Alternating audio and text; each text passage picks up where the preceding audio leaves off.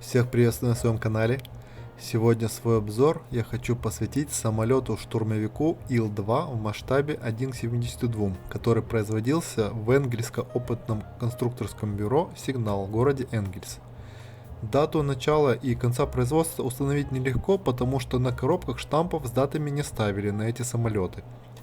Исходя из штампов с артикулами, которые можно найти на коробках, производились эти самолеты предположительно с начала 80-х годов, а прекратили их производство в начале 90-х годов. Данная масштабная модель была копией на реальный советский самолет-штурмовик времен Второй мировой войны Ил-2, созданный в ОКБ-240 под руководством авиаконструктора Сергея Илюшина.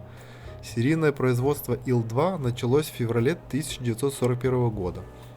Этот самолет принимал участие в боях на всех театрах военных действий Великой Отечественной войны, а также в Советско-японской войне.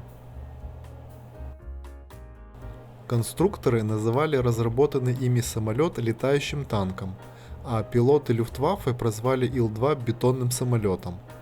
Этот самолет с первых дней показал себя как высокоэффективная боевая машина. В 1941 году Ил-2 фактически был единственным советским самолетом, способным атаковать противника с малых высот.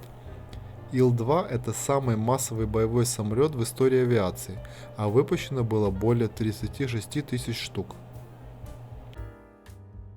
Масштабная модель самолета Ил-2 изготовлена из металла и является самой крупной моделью от завода «Сигнал» после МБР-2, конечно. Пластиковыми деталями являются шасси, хвостовое колесо, пропеллер, воздухозаборник, приборная панель с ручкой управления, фонарь, пулемет в кабине, сиденье пилота, посадочная фара, сигнальные огни, подвесные снаряды и двигатель. Модель по детализации проработана лучше всех моделей от конструкторского бюро «Сигнал». Подвижными частями у нее являются пропеллер, шасси, элероны, фонарь пилота и пулемет. Съемной частью является кожух моторного отсека, под которым находится двигатель. Если кожух ранее не снимался, то в первый раз его будет сложно отсоединить, так как со временем он прилипает к корпусу. Также на этом кожухе есть углубление, имитирующее воздухозаборник, и по бокам есть выхлопные патрубки. Шасси у самолета закреплены распайкой с обратной стороны, и их при необходимости можно даже снять при разборе самолета, но в исходном состоянии они не складываются. Кстати, шасси у Ил-2 является самой большой проблемой, так как сложно найти самолет с исправными стойками шасси. Они очень хрупкие. Это же относится и к лопастям винта. На правом крыле самый крайний металлический штырек выполняет роль приемника воздушного давления, она же трубка ПИТО. Остальные металлические стержни на крыльях имитируют пушки. По центру пропеллера есть имитация храповика для стартера. На каждом крыле есть имитация одной бомбы калибра 100 кг и по 4 небольших реактивных снаряда. Аэронавигационные огни установлены не в торцах крылья, как на других моделях самолетов, а как бы насквозь крыла. Причем найти их в самолете трудно, так как они очень часто теряются. Этот самолет состоит из двух частей, которые соединены между собой при помощи винта. Для доступа к внутренней части самолета нужно открутить несколько винтов снизу и аккуратно разъединить половинки самолета. При этом съемных частей довольно много, так как это все выступающие подвижные детали, описанные мною выше. На внутренней части крыльев нанесены карандашом номера. Скорее всего, это порядковый номер детали при сборке.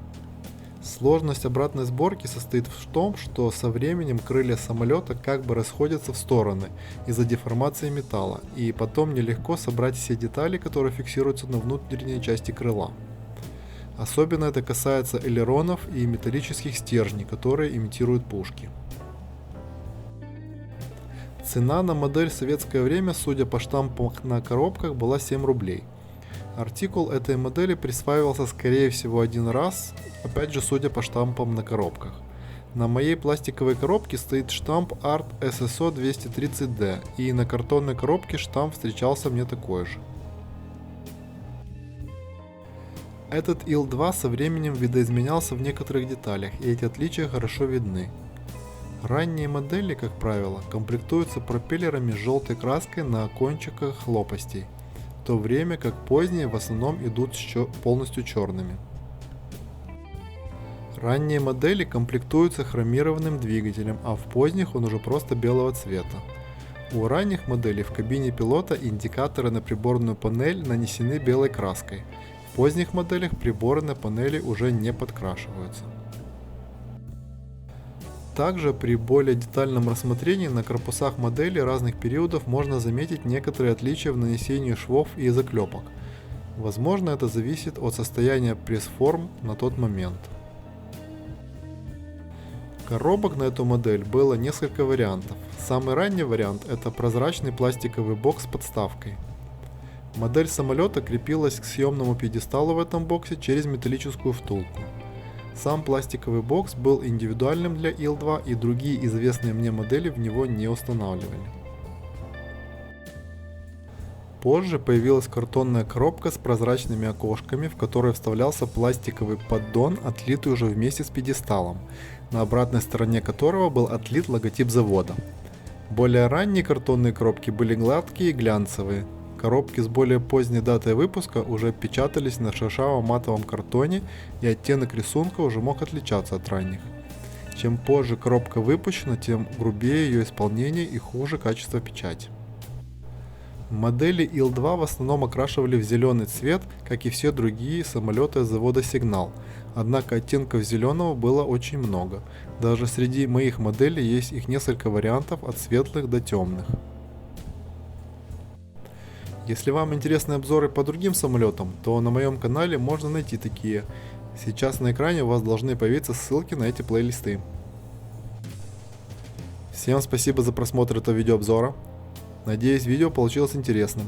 Если есть какие-то дополнения по самолетам от завода Сигнал, пишите в комментариях. Тема мало изучена, и любые наблюдения и проверенные данные будут нам всем интересны. Подписывайтесь на мой канал и не забывайте ставить лайки. Всем мирного неба над головой и до новых встреч!